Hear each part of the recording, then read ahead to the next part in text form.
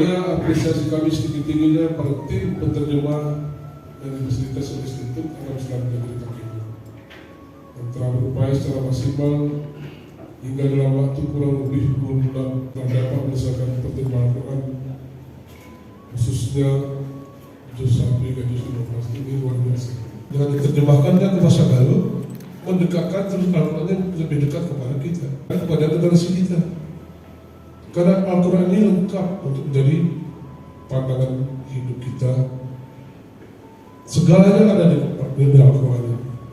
Dengan mengucapkan Bismillahirrahmanirrahim, dipilih terjemahan Al-Quran juz 1 dan sampai 15 dalam bahasa Galuh bersama yang kami nyatakan dibuka.